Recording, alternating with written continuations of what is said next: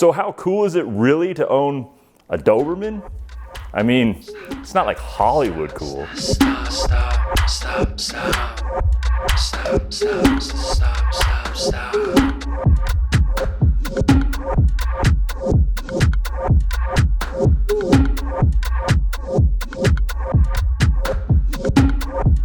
But you know, it is wearing sunglasses at night kind of cool, which is still pretty cool.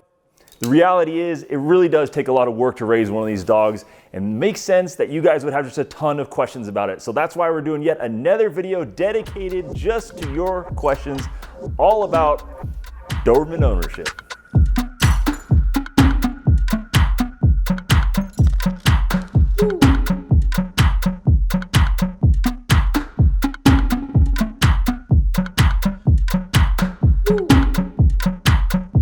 So today, guys, we're leaving the coolness behind, well, at least until the very end of this video, and we're gonna jump straight into all of your questions. So let's kick it off right now with Jennifer's question.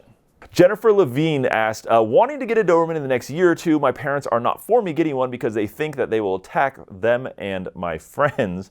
How do you get your family and friends to be comfortable with your Doberman and vice versa? This is such a normal struggle, and it's sad because Dobermans are so gentle, especially with people in their family. But okay, in my experience, if your family grows up with a dog from a young age, it doesn't matter what the breed, they're gonna be totally comfortable with the dog from there on out. But the issue isn't that. The issue, you said, was convincing them to really get on board with getting a Doberman in the first place. Luckily, I did a whole video all about how to convince family members and people in your household to get a Doberman. That video should be popping up in the corner of your screen, and I will link to it in the description down below as well. But really just exposing them to the breed over and over again and having them see the dog interact with young kids and young children. I mean, that's why I have so many clips of my dog interacting with young kids on my channel, because it's a great way to break those stereotypes and the stigma of the Doberman breed. So, but check out that video, because that'll be your go-to for convincing your family members.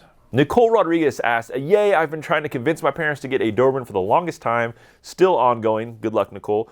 Are Dobermans very vocal dogs while in the house, or are they only vocal when alerting their owners when someone comes to the door? I would definitely say Dobermans are on the vocal side a little bit. They're personal protection dogs, right? And alerting their owners is part of that role. However, constant ongoing noise like constant barking or crying or whining is not like just something you have to live with a Doberman by any means. I would say most Doberman owners usually live with the alerting when someone comes to the door, usually, but a lot still train through that too, so you don't have to deal with that all the time. But if they're crying and howling throughout the day, there's a problem. Usually it's separation anxiety when you're gone from the house, and that can be addressed by things like desensitizing them to their triggers, or providing them more chew toys, or exercising them more, or getting them a little bit more comfortable in their environment that they're in when you leave them, and that kind of thing. So those things can be addressed. Ongoing noise from your Doberman, no, that's not something that you should have to live with by any means of imagination.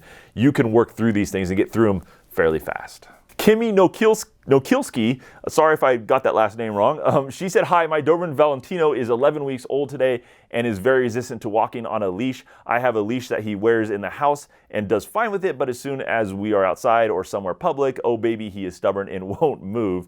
Okay, so if he's fine inside the house with a leash on, but the issue is outside with the leash on, then it's not the leash that's weirding him out.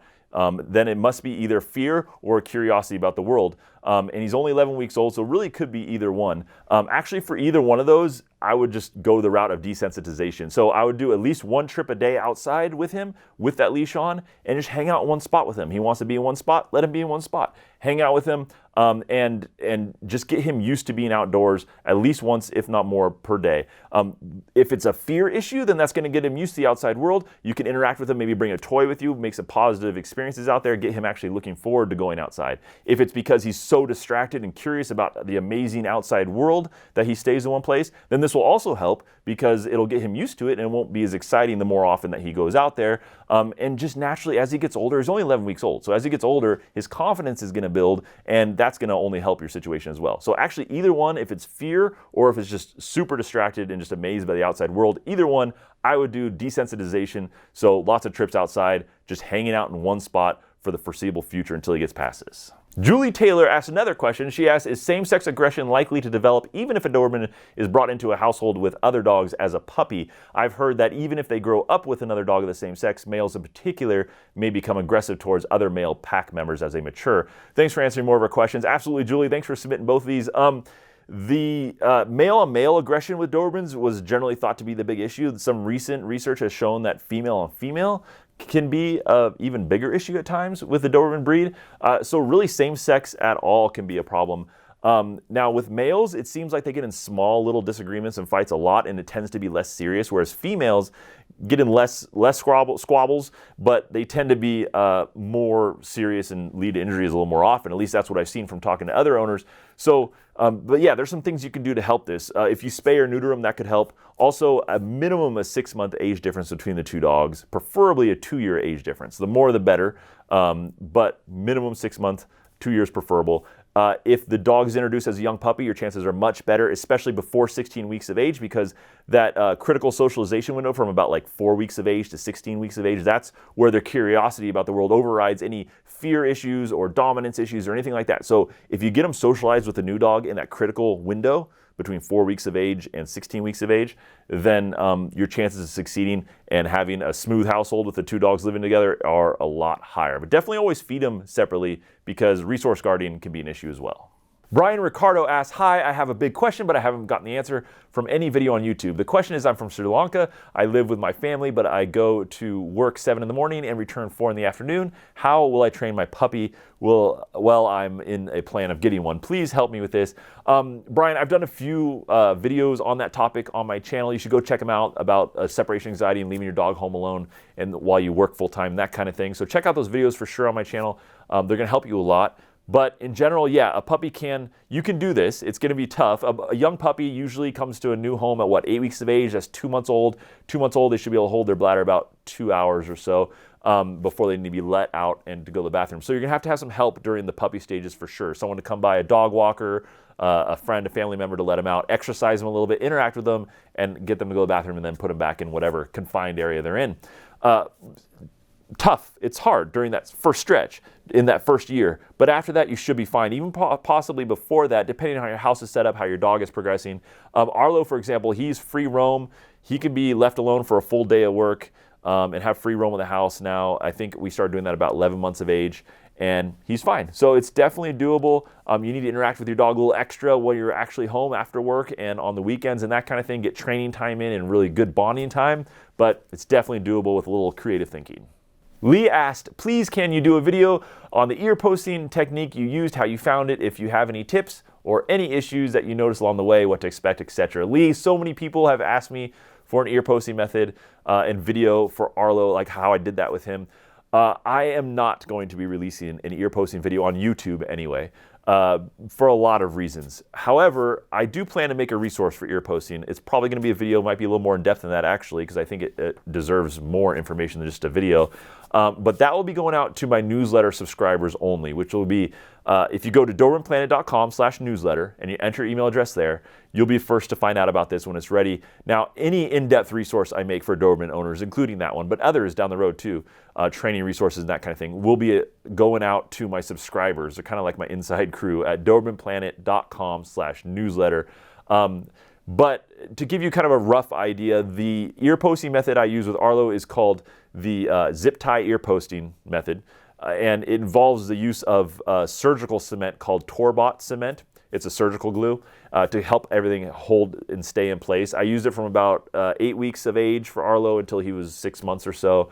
And I first learned about this method from Arlo's breeder, actually. A breeder has been breeding Dobermans for decades, many decades, and he claims to have tried just about every ear posting method out there, and he swears that this is the best one with the best results, a minimalistic setup, easy to put the posts in.